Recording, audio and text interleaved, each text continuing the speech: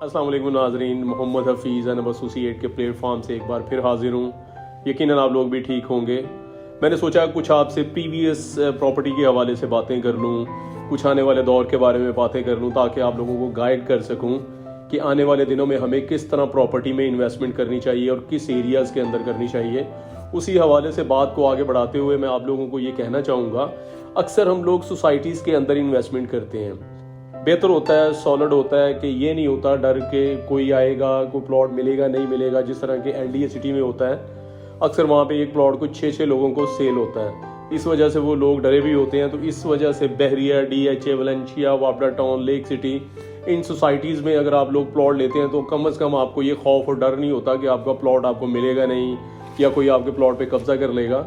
ऐसा इन सोसाइटीज़ में कम ही होता है। इसीलिए सोसाइटी के अंदर हमेशा रेट ज़्यादा होते हैं। और अगर हम सोसाइटी से बाहर निकल के देखें, जो प्राइवेट लैंड्स होती हैं, जो गली मोहल्ले के प्लॉट्स होते हैं, घर होते हैं, वहाँ पे रेट्स ज़रा कम होते हैं। लेकिन हमारा सारा फोकस या इन्वेस्टर्स का सारा फोकस इसी बिहाफ पे कि यार सोसाइटी के अंदर प्लॉट महफूज रहेंगे।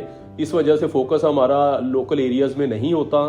उसके रेट्स भी कम होते हैं, उनमें चार्म भी ज़्यादा होता है, प्रॉफिट भी ज़्यादा होता है। तो हम उस तरफ जाते नहीं हैं, वहाँ सेल परचेज करते नहीं हैं। इसलिए हमें ज़्यादातर उन एरियाज़ के बारे में पता नहीं है। तो मैंने सोचा कि थोड़ा सा मैं आपको इस तरह भी गाइड करता रहूँ कि हमने कहीं अगर प्लॉट ख़रीदना है तो किन चीज़ों को हम लोगों ने मद्देनज़र रखना है कि कौन सी ऐसी लोकेशन बेहतर है जहाँ पे हम लोग प्लॉट ख़रीदें और आने वाले दिनों में हम अच्छा अर्न कर सकें। वही बात मैं वापस उसी तरह 2022 के हवाले से प्रॉपर्टी का जो मैंने गाइड किया था एक पिछले ब्लॉग के अंदर कि प्रॉपर्टी के रेट थोड़े स्लो डाउन होंगे, वो सोसाइटीज़ के अंदर डेफिनेट होंगे। लेकिन अगर मैं बात करता हूँ जो प्राइवेट एरियाज़ हैं, जो लोकल एरियाज़ हैं, वहाँ पे रेट्स कम नहीं होंगे, वहाँ पे रेट्स बढ़ेंगे। उसकी वजह जाहिर है वहाँ पे शॉर्टेज होती है प्लॉट्स की। ज़्यादातर घर बने होते हैं, एक आध प्लॉट होता है पूरे एक मोहल्ले में या एक एरिया में या एक ब्लॉक में। तो वहाँ पे हमें प्लॉट खरीदना आसान होता है, इसलिए प्रॉपर्टी का रेट वहाँ पे ज़्यादा होता है क्योंकि प्लॉट कम होता है। वो एक आध गली के अंदर प्लॉट होता है, लेकिन फिर भी उसका रेट इतना होता है कि सोसाइटीज़ के अंदर जो रेट्स होता है उससे फिर भी कम ही रहता है। लेकिन लोकल एरियाज़ के अंदर वो रेट ज़्यादा फील होता है। लेट्स सपोज अब मैं थोड़ा सा आपको ग्राउंड ओपन करके मैं चीज़ें बताना चाह रहा हूँ। जैसा कि जब यहाँ पर रिंग रोड का प्लान बना के रिंग रोड आ रहा है, तो लोगों ने, जो समझदार लोग थे, जो प्रॉपर्टी की चीज़ों को समझते थे, तो उन्होंने वहाँ जहाँ जहाँ पे रिंग रोड मूव कर रहा था वहाँ उसके लेफ्ट राइट लोगों ने जगह को बाय करना शुरू कर दिया। हैरत की बात थी, समझ से बाहर था लोगों के। लेकिन मैंने अपने कुलीग्स, अपने जो मेरे रिलेटिव थे, उनको भी यही मैंने एडवाइस किया कि आसपास कहीं पे भी कोई प्लॉट, कोई कनाल का प्लॉट, कोई एकड़, कोई 2 एकड़ आप लोग खरीद लें। आने वाले दिनों में ये बहुत अच्छा अर्न करेगा। फिर वही हुआ, कुछ मेरे दोस्त थे, उन्होंने वहाँ पे प्लॉट्स खरीद लिए। एक मेरे दोस्त थे, उन्होंने कुछ 4 कनाल का वहाँ पे प्लॉट लिया। और यकीन करें, वो प्लॉट खरीदने के बाद अगर आज उसके रेट्स को मैं आपके साथ डिस्कस करता हूँ, 8 गुना ज़्यादा उस प्लॉट से उसको प्रॉफिट मिल रही है कि आप उसको सेल कर दो। वो अभी भी उसको सेल नहीं कर रहा। जहां जहां से रिंग रोड मूव करता हुआ गुजर रहा था और उसके एग्जिट पॉइंट से वहां पे लोगों ने जगह बाय की, वहां पे रेट्स काफ़ी एक्सटेंड हुए, लोगों ने बड़ा अच्छा अर्न किया। 4 से 6 गुना ज़्यादा प्रॉफिट उन लोगों को मिली। उसके बाद अगर मैं इसी तरह बात को थोड़ा सा डिफाइन करता हूँ, इस्लामाबाद के अंदर जब एयरपोर्ट को बनाया गया तो उसके लेफ्ट राइट ओपन एरिया पड़ा था। प्रॉपर्टी के जो गुरुज थे, जो रावलपिंडी इस्लामाबाद में बैठे हैं, तो वो लोगों को यही कह रहे थे कि एयरपोर्ट के राउंड में अगर आप लोग जगह खरीद लें तो आप लोग फायदे में रहेंगे। लेकिन वही हुआ, कुछ समझदार लोग थे जिन्होंने खरीद ली, कुछ लोग ऐसे थे जिन्होंने ना खरीदी। वही हुआ आखिरकार के जिस दिन एयरपोर्ट तो बन गया, ज़मीन के रेट्स ना बढ़ सके।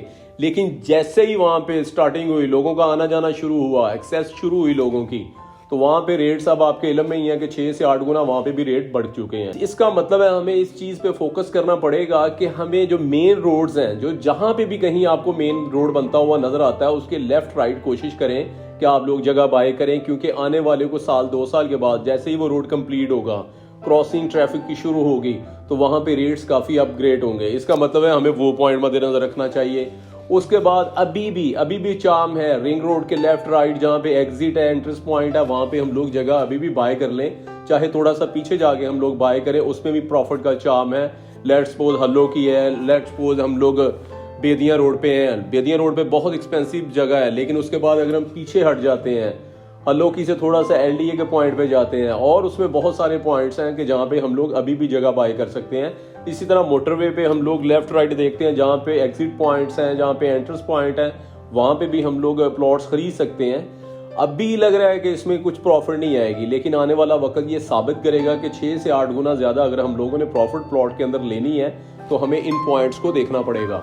इसके अलावा मैं कुछ पॉइंट्स ऐसे शो करना चाह रहा हूँ आप लोगों को कि मेन रोड्स कहीं पे भी हमें बनते नजर आते हैं। इस वक्त अगर हम लोग ग्वादर को देखते हैं, वहाँ पे भी अच्छे चांस हैं, हम लोग वहाँ पे अगर कोई जगह बाय कर लेते हैं तो उसके भी 8 से 10 गुना रेट बढ़ने के चांसेस हैं। उसके बाद मैं अभी सुन रहा हूँ कि रावी रिवर आगे प्लान बन रहा है सरकार का कि हम लोग रावी रिवर को लॉन्च करेंगे। मे भी उसको 1, 2, 3 सरकार का टाइम लगे कि हुकूमतें आएँ और वहाँ पे जाके वहाँ पे कोई डेवलपमेंट मुकम्मल हो। अगर ऐसा हो जाता है मेरी एक असेसमेंट है, जो बंदा, मैं अक्सर प्रॉपर्टी के मेरे फ्रेंड्स हैं उनको मैं कहता हूँ कि अगर रावी रिवर सिटी अगर लॉन्च हो गया, चाहे वो इस हुकूमत के दौर में, चाहे वो किसी के भी हुकूमत का दौर चल रहा हो, उसके अंदर से अगर वो लॉन्च हो गया, जो बंदा उसके अंदर इन्वेस्टमेंट करता हो गुजर भी जाएगा, वो भी करोड़ोंपति हो जाएगा। ये मेरी असेसमेंट है। और जो वहाँ बैठ के काम करेगा, एज इन्वेस्टर काम करेगा, वो भी करोड़ोंपति होगा। वहाँ पे करोड़ों कमाने के चांसेस होंगे। इस तरह के हमें एरियाज को देखना चाहिए कि वहाँ पे हम लोग इन्वेस्टमेंट कर सकें।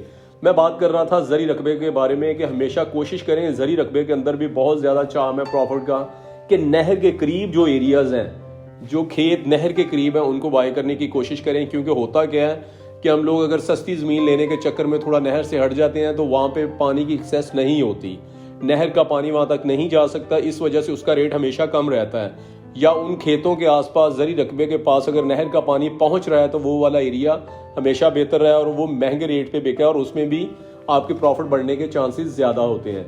उसके बाद मैं आता हूँ सोसाइटीज़ के अंदर। अच्छा, अक्सर हम लोग देखते हैं कि लोग बहरिया में इन्वेस्टमेंट कर लेते हैं, DHA में कर लेते हैं, लेक सिटी में कर लेते हैं और दूसरी सोसाइटीज़ में भी कर लेते हैं। लेकिन कुछ ऐसी सोसाइटीज़ भी हैं जहाँ पे रेट्स कम होते हैं।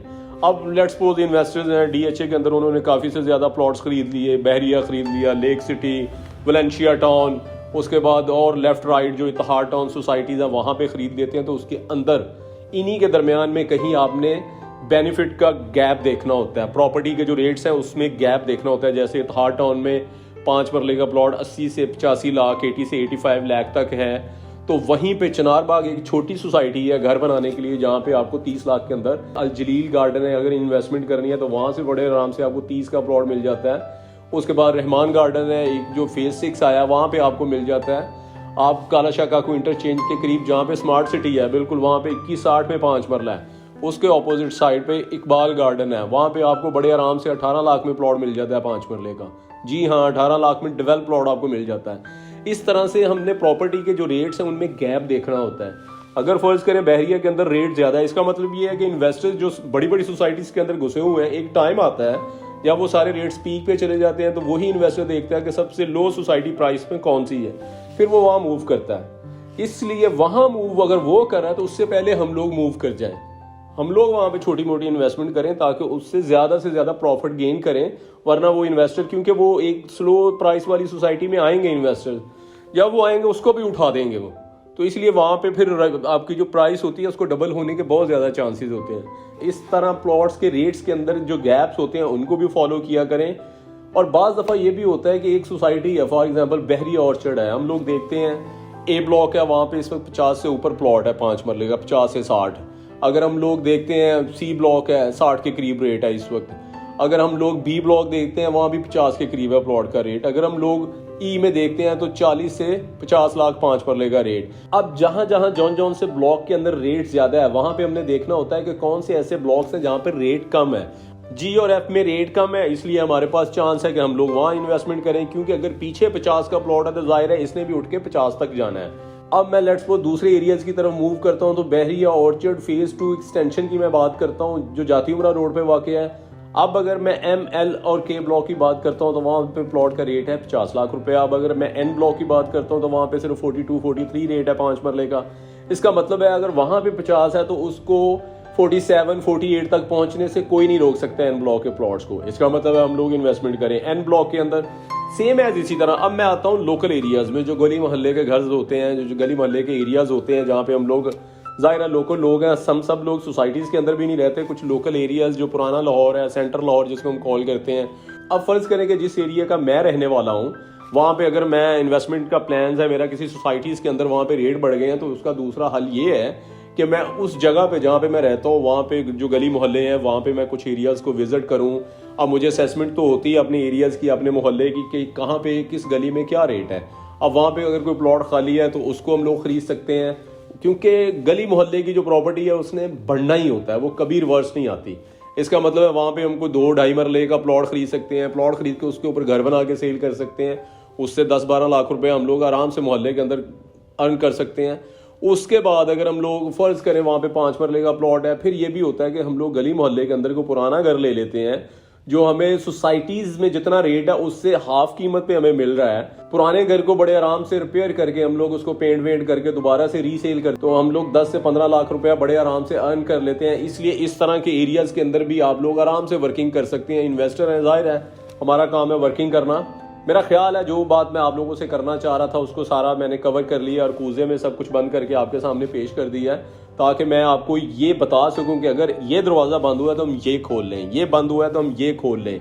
क्योंकि इन्वेस्टर्स के लिए कुछ मुश्किल नहीं होता। अगर आप लोग अपने बच्चों के लिए, अपने लिए, अपने बड़ों के लिए कुछ लेके रखना चाह रहे हैं कि आने वाले दिनों में हम इससे कुछ अर्न कर सकें, एरियाज़ मैंने आपको बता दिए हैं, उन एरियाज़ पे फोकस करें तो इंशाल्लाह वहाँ से आप बहुत अच्छा अर्न करेंगे। प्लीज़ मेरे चैनल को सब्सक्राइब करें, लाइक करें, फॉलो करें और कमेंट्स ज़रूर किया करें, और उसके अलावा बेल आइकॉन ज़रूर दबाया करें ताकि मेरी जो भी लेटेस्ट अपडेट हो वो खुद ब खुद ऑटो तरीके से आप तक पहुँच जाया करे। उसके साथ ही इजाज़त चाहूँगा। अस्सलाम वालेकुम।